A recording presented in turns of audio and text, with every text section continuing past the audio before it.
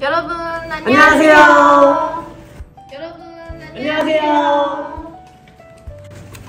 네, 안녕하세요. 저희는 2021학년도 중국어 중국학과 8대 학회장 권성빈, 부학회장 이유진입니다. 이 영상을 보게 될 신입생 여러분들께 다시 한번 인사드릴게요. 네, 본격적인 진행에 앞서 함께 진행을 도와주실 재학생 두 분을 모셔보도록 하겠습니다. 각자 두 분 다 자기소개 한 번씩만 부탁드릴게요. 안녕하세요. 문화체육부장 19학번 차지현입니다. 네, 반갑습니다. 네, 안녕하세요. 중국어 중국학과 20학번 백민지입니다. 네, 반갑습니다. 겨울방학 중인데 다들 어떻게 지내시나요? 저는 집에서 열심히 넷플릭스 시청하면서 보냈습니다. 넷플릭스만 한 게 없죠, 시간 보내기에. 민지아버님은? 저도 코로나 때문에 밖을 나가지 못해서 집콕 생활을 열심히 하고 있습니다. 들어보면 두 분 다 집콕 생활 하신다고 하는데 오늘도 그렇고 학교에서 되게 자주 만나네요. 좀 반가워요. 개강 후에도 이렇게 자주자주 만나요. 또 우리 백민지 아버님께 좋은 소식이 하나 더 있죠. 근데 신입생으로 입학을 하셨는데 올해 들어오는 신입생하고 여러분들의 선배님이 되시는 그런 자리가 되셨는데 소감 한마디 부탁드려도 될까요? 학교를 많이 나오지 못해서 새내기를 마음껏 즐기지 못한 게 제일 아쉬울 뿐입니다. 그렇죠. 2020학년도 작년에 학교 생활을 해본 대학생들이라면 모두 다 민지 학우님과 같은 마음일 거라 생각합니다. 그럼에도 불구하고 우리 백민지 학우님은 제가 거짓말 조금 더해서 밥도 사주고 커피도 사주고 또 간식도 많이 챙겨줬는데 혹시 기억에 남는 학과 선배님이 계실까요? 아, 기억에 남는 선배님이요? 네.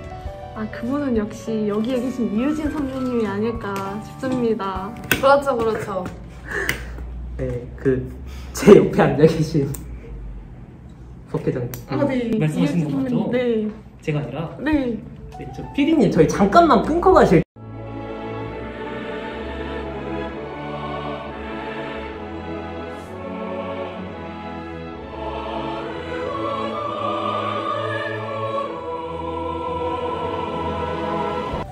네, 지금 여러분들은 사랑과 우정이 싹트는 중국어 중국학과의 중문 전국통을 함께하고 계십니다.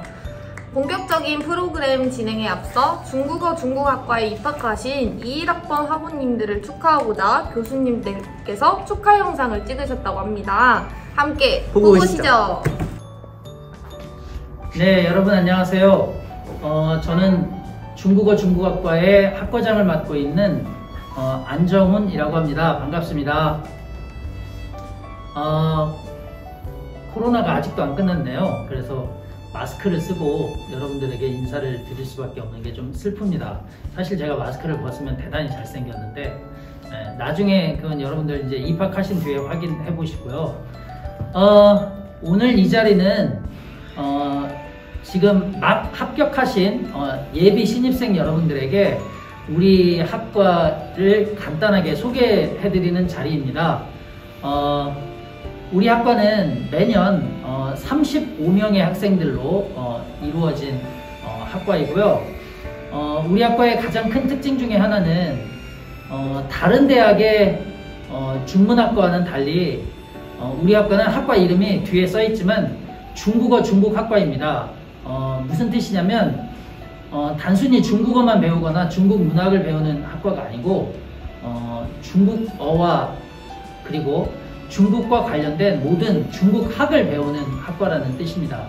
그래서 우리 학과의 교수님이 5분 계시는데 이 5분 모두 전공이 다양합니다. 한 분은 중국의 정치를 전공하고 계신 교수님이 계신가 하면 또 한 분은 중국 경제를 전공하신 교수님이 계시고 그런가 하면 중국 문화를 담당하는 저도 있고 중국어 그리고 중국어 교육을 담당하시는 교수님도 계십니다. 그리고 중국에서 오신 원어민 교수님도 계시기 때문에 여러분들의 중국어 교육과 다양한 폭넓은 중국 관련 모든 지식들을 포괄적으로 잘 가르칠 수 있을 거라고 생각을 합니다.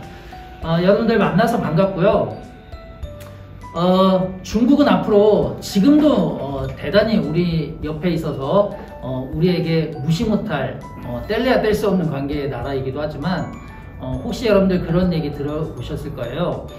여러분들이 지금 대학에 입학을 해서 지금 어떤 학과가 잘 나가고 지금 어떤 산업이 잘 나가고 지금 어떤 나라가 잘 나가느냐가 중요한 게 아니라 여러분들이 졸업해서 사회에 나가서 활동을 해야 될 10년 뒤, 20년 뒤에 잘 나갈 전공, 잘 나갈 직업, 잘 나갈 나라 이런 것들을 고민을 해봐야 되는데 통계에 따르면 2029년이면 여러분들 이제 입학한 지 9년째 되는 8년쯤 지난 되겠네요.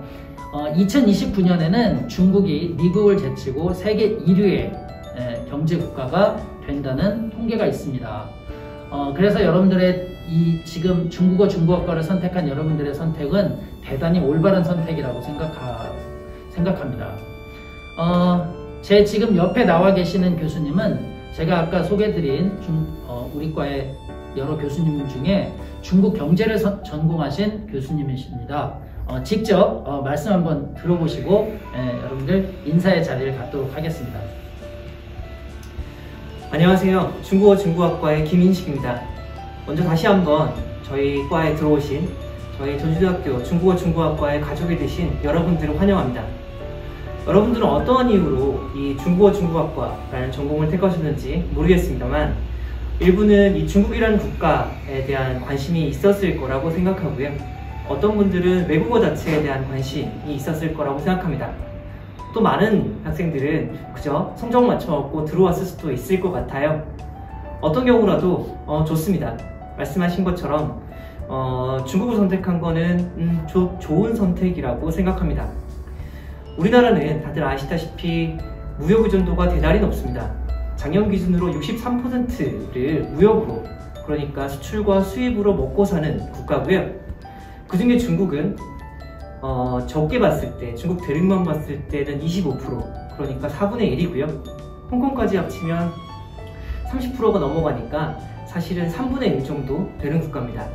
다시 말씀드리자면 이 한국이라는 나라는 물건을 많이 사고 많이 팔아야 되는 국가고, 그리고 그것에 작게 봐도 4분의 1, 많이 봐도 3분의 1이 중국이라는 것이죠.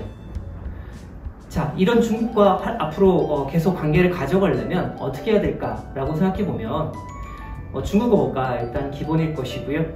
그리고 중국 역사, 문화, 그리고 중국 문화, 그리고 중국 정치, 경제, 무역, 통상 이런 부분에 대해서 계속 우리가 공부하고 또 계속 연구해야 될 것이라고 생각합니다. 그리고 저희 학과에서는 여러 선생님들과 함께 여러분들을 앞으로 4년 동안 이 중국에 대한 진정한 전문가로 키우기 위해서 계속 애쓰고 있습니다. 앞으로 이제 4년 동안 그런 것들을 계속 공부하게 될 것이고요. 그리고 여러분들이 졸업하고 사회에 나가서 이런 한중관계에서 일익을 할 수 있도록 열심히 하겠습니다. 강의 시간에 다시 뵙고 만날 날 기다리겠습니다. 예, 김인식 교수님 말씀 감사합니다.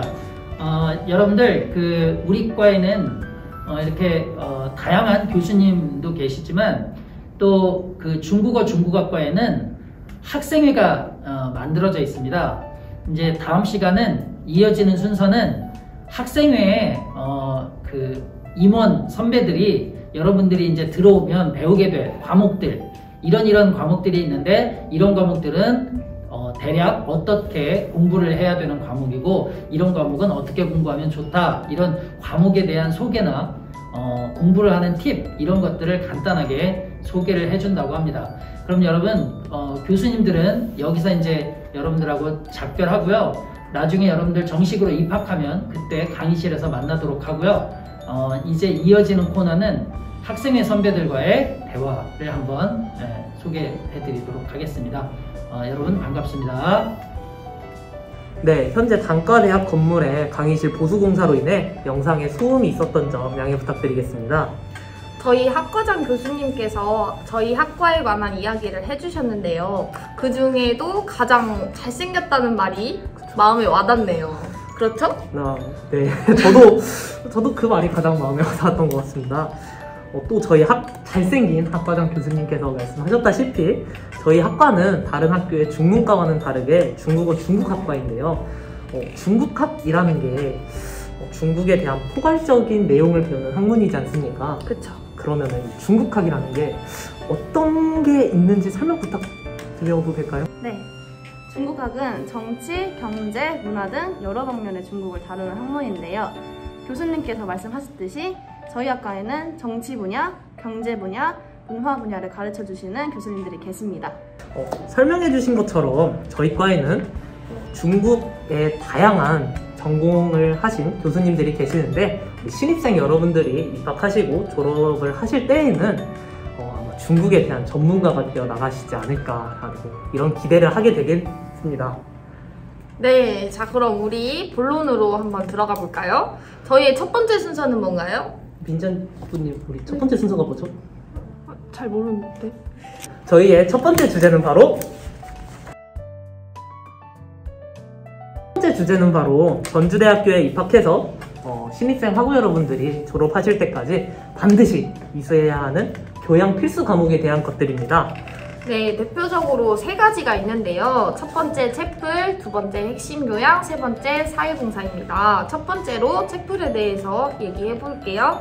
차지연 학우님, 채플이란 과목은 어떤 것이죠? 저희 학교는 기독교 미션 스쿨로서 기독교에 관련된 과목이 2개 있습니다. 그 중에 채플은 한 과목으로서 졸업할 때까지 4학기 동안 반드시 사회에 이수하셔야 하는 과목입니다.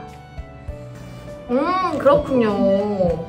저 같은 경우에는 저번 연도에 채플을 온라인으로 들어서 오프라인보다는 좀 더 편하지 않았나 이런 생각이 듭니다. 네, 그렇죠. 온라인은 생각보다 편하죠. 올해도 코로나19 사태로 인해 채플이 온라인으로 진행되지 않을까라는 생각이 듭니다만 저는 채플을 오프라인으로 진행했을 때도 꽤 좋았다고 생각을 하거든요. 오프라인으로 하면은 수업 시간 또 수업 마지막 날에는 노래도 들을 수 있고 또 중간중간 유익한 정보도 얻을 수 있고 신입생 때 타 단대 사람들과 이렇게 관계를 맺을 일이 정말 적은데 채플은 그런 관계를 맺을 수 있는 기회가 많은 수업 중에 하나라고 생각이 들기 때문에 채플 오프라인으로 하는 것도 저는 좋았다고 생각이 듭니다. 그런 장점도 있죠. 그렇죠. 백민지 학우님 같은 경우에는 온라인으로밖에 채플을 듣지 못했는데 어떠셨어요? 저는 사실 다른 건 잘 모르겠고 강의 퀄리티가 제일 고급졌던 강의였지 않나 생각이 듭니다. 이렇게 수업 시간에 배운 건 딱히 없는데 그 케미 좋아서 과목의 화질이 좋았다. 아, 말이 그렇게 되나요? 네, 알겠습니다. 백민지 학우님의 의견 잘 들었고 그렇다면 이런 채플 혹시 들을 때 팁 같은 것들이 존재한다면 알려주실 수 있을까요? 네, 채플은 오프라인으로 진행할 때 4곳에서 진행을 하는데요. 차지연 학우님 설명 한번 부탁드릴게요. 네, 채플은 대학교의 대강당, 예술관, 할인미션으로 해서 진행이 되는 걸로 알고 있습니다. 1학년 때는 할인미션으로 해서 진행이 되고 2학년 이상 채플은 대강당, 대학교의 예술관에서 진행을 하는 걸로 알고 있습니다. 그 중에 대학교에 같은 경우에는 신자 채플로 진행이 된다고 하네요. 또 더불어 팁을 조금 더 드리자면 저 같은 경우에는 오프라인으로 채플을 수강하면서 동시에 작성한 워크북을 통해 장학금을 지급받았었는데 우리 신입생 여러분들도 채플을 수강하시면서 잘 워크북을 작성하셔서 장학금 꼭 쟁취하셨으면 좋겠습니다. 오, 장학금도 받으셨군요. 보기엔 이래도 장학금 꽤 타고 다녔습니다. 저도 1학년 때 채플 나가서 상장 받았습니다. 자, 축하드려요. 네, 감사합니다. 그럼 핵심 교양에 대해서 다시 다음으로 얘기해 볼게요. 저 같은 경우에는 한국의 맛을 찾아가는 음식 문화라는 수업을 들었는데요. 한국인의 밥상 같은 수업 말씀이신 거고요? 네? 네, 한국인의 밥상 아니었고요. 제가 이 수업을 들으면서 교수님께서 더운날 아이스크림을 사줬던 기억이 납니다. 성적이 그렇게 좋게 나온 편은 아니었지만 그래도 좋은 수업이었어요. 그쵸. 수업과는 또 별개로 맛있는 거 사주시는 교수님이 또 우리 마음에 탁 좋은 교수님 아니겠습니까? 그쵸, 그쵸. 우리 민지 학우님은 수업 중간에 교수님께서 뭐 사주신 적 있나요? 아니요. 전 코로나 때문에. 코로나. 네. 네. 차지연 학우님은 핵심 교양 수업 중에 추천할 만한 수업 있나요? 저는 경영의 이해라는 수업을 들었었는데 이 수업이 1교시다 보니까 학생들이 많이 좋아서 내가 공부를 열심히 하면 나만 공부를 열심히 하는 수업이 아니었나 싶습니다. 네, 되게 당연한 의견 잘 들었습니다. 또 저희 동기 같은 경우에는 우주와 지구라는 교과목을 수강을 했는데 이 우주와 지구라는 교과목이 시험도 오픈북 테스트이고 또 내용도 그렇게 어렵지 않은 내용을 다루기 때문에 우리 신입생 여러분들께 추천하는 교과목 중에 하나라고 합니다. 제목만 봤을 때는 그렇게 쉬운 수업은 아닐 것 같은데 또 그런 경우도 있네요. 그렇죠. 한번 들어보세요. 네, 저도 기회가 되면 한번 들어보고 싶습니다. 여기 계신 백민지 학우님을 비롯해서 우리 신입생 여러분들도 2학년 때 반드시 2회 이수해야 합니다. 핵심 교양 같은 경우에는 4가지 분야로 나누어 강의가 개설됩니다. 그 중에도 인간과 삶이라는 분야는 저희 인문대학이 속해 있어 수강할 수 없다는 점 항상 유의해 주시고요. 나머지 3가지 분야에서 2가지 분야를 선택하셔서 수강하시면 됩니다. 네, 더불어 수강과 보니까 굉장히 어려워졌어요. 수강시키는 게. 그쵸. 찾아보실 때 잘 한번 찾아보시고 하는 거를 추천드려요.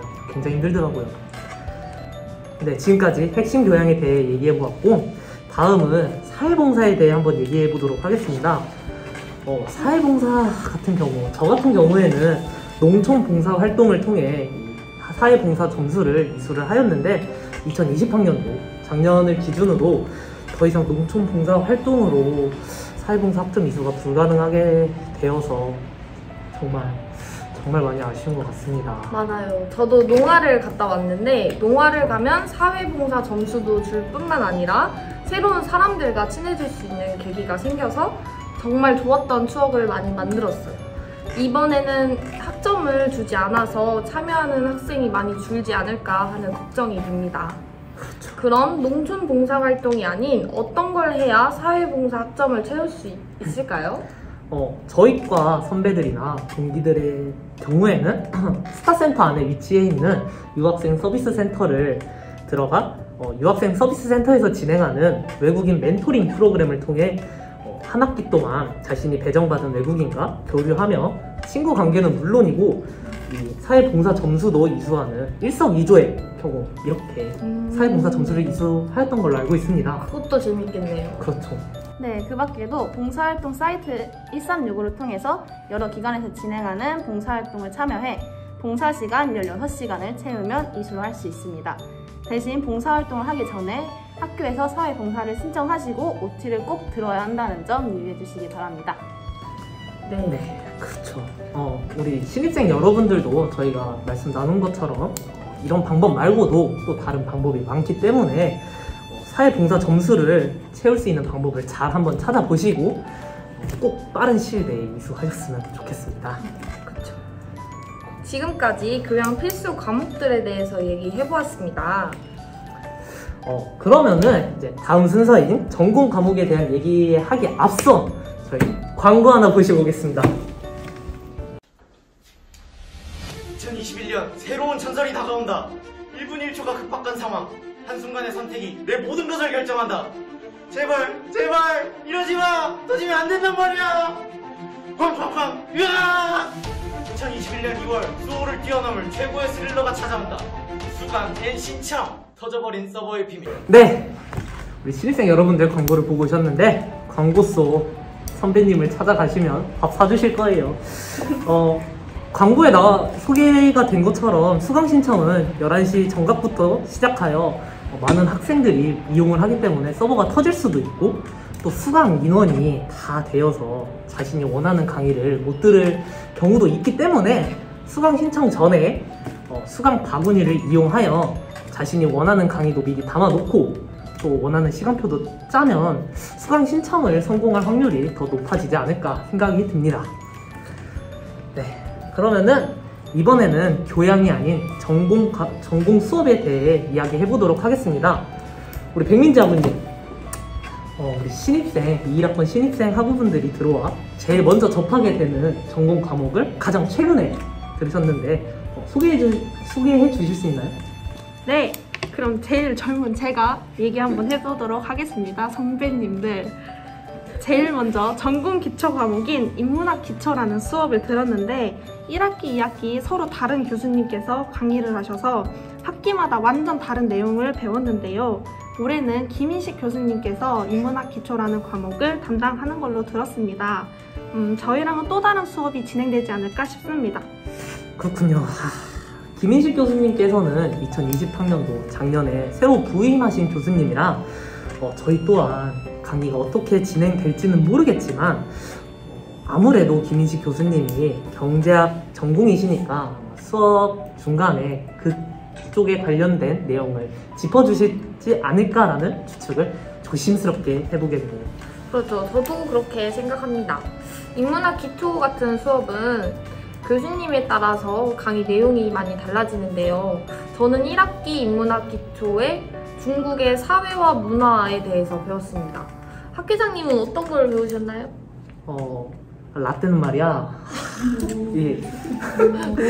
1학기 때는 잘생긴 안정원 교수님께서 사자 수업과 영화를 통해 중국 역사와 문화를 가르쳐 주셨고, 또 2학기 때는 단과대학 교수님들께서 돌아가시면서 진행하는 팀티칭 프로그램을 통해 인문학의 전반적인 기초를 배웠습니다. 이처럼 인문학 기초는 매년 교수님들에 따라 수업 방식과 그 내용이 변하기 때문에 우리 신입생 여러분들이 저희의 말을 듣고 판단하시기보다는 직접 한번 겪어보시면서 몸으로 터득하는 게 더 좋을 것 같습니다. 네, 백민지 아버님, 인문학 기초 말고 또 1학년들이 접하게 될 전공 과목이 하나 더 있죠? 네, 기초 중국어라는 과목이 있습니다. 네, 어떠셨죠? 네, 사실 중국어라는 언어가 배운 학생과 배우지 않은 학생의 실력이 많이 차이 나는 언어지 않습니까? 그렇죠. 네, 근데 이 기초 중국어라는 과목은 기초를 배우기 때문에 중국어를 처음 접했던 학생들도 조금만 열심히 해준다면 기존에 배웠던 학생들과 어깨를 나란히 할 수 있는 수업이 아닌가 생각이 듭니다. 그럼 백민지 학우님은 기초가 탄탄해진 것 같은데 한번 보여주시죠. 다음 순서가 뭐죠, 학회장님? 네, 그럼 다음 순서는 기초가 튼튼해진 백민지 아버님의 중국어 뽐내기 시간입니다. 네, 그럼 제가 진행하도록 하겠습니다. 차지현 선배님, 저희 학과 전공 필수 과목은 어떤 과목이 있나요? 저도 후배님의 중국어 실력 한번 보고 싶은데요. 네, 여러분들은 매끄러운 진행을 자랑하는 백민지와 함께하는 중국어 중국학과 중문 정보통과 함께하고 계십니다. 자, 그럼 본론으로 넘어가서 1학기 전공 필수 과목에 대해 얘기해 볼까요? 차지한 선배님, 1학기 전공 필수 과목에 대한 설명 부탁드립니다. 네, 저희 학과 전공 필수 과목에는 1학기에 중국어 독해 연습 1, 그리고 중국어 문법, 중국어 회화가 있습니다. 2학기에는 중국어 독해 연습 2, 중국어 문법의 적용, 중국어 듣기와 표현이 있고 총 18학점으로 졸업하실 때까지 반드시 이수하여야 하는 수업들입니다. 그럼 전공 필수 과목에 팁 같은 게 혹시 있나요? 팁 먹고 싶나요? 네. 네, 전공 교과목 같은 경우에는 교수님들의 사정에 따라 매 학기 담당 교수님이 바뀌어서 강의에 대한 팁을 드리기에는 어려울 것 같아요. 대신 강의에 대한 짧은 설명은 해드릴 수 있습니다. 그럼 강의에 대한 간단한 설명을 한번 들어볼까요? 첫 번째 수업은 중국어 독해 연습 1, 2에 대해 얘기해 봅시다. 독해 연습 같은 경우에는 전공 수업 중에 유일하게 분반 테스트가 진행되는 수업입니다. 왜 분반을 하죠?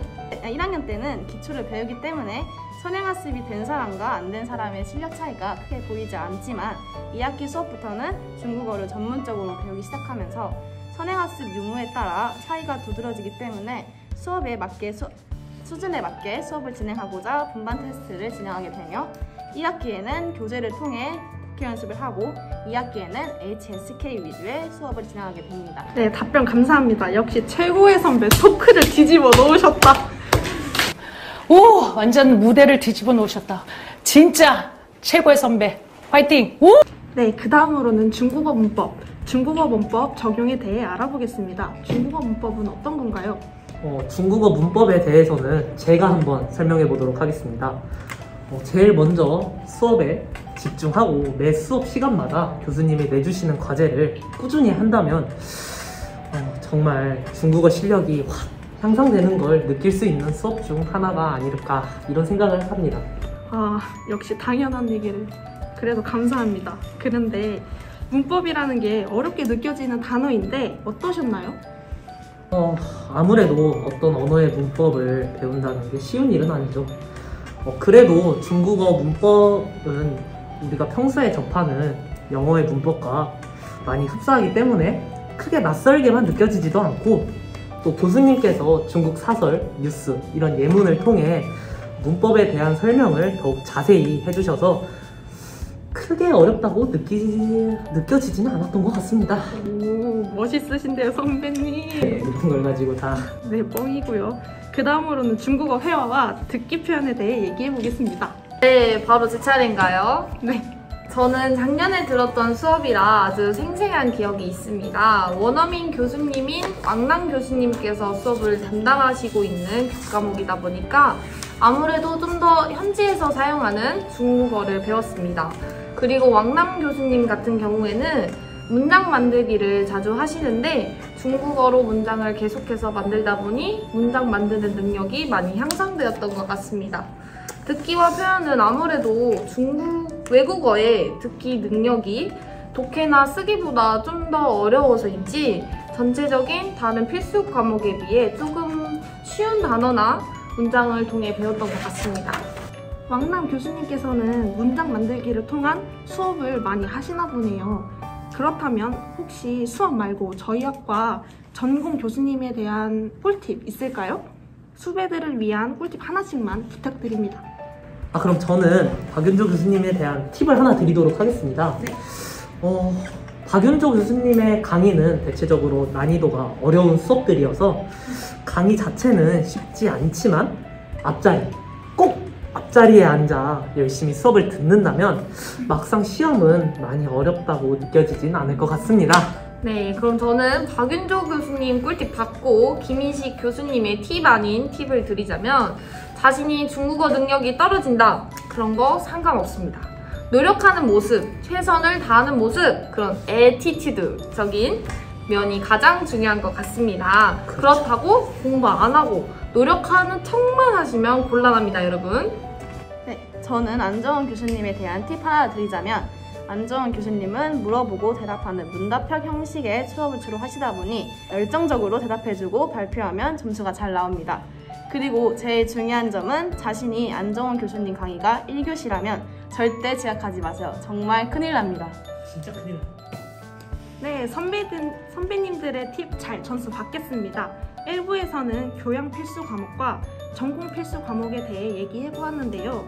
이상으로 매끄럽고 화려한 진행을 자랑하는 MC 백민지와 함께하는 중국어 중국학과 중문정보통이었습니다. 2부에서 뵙겠습니다.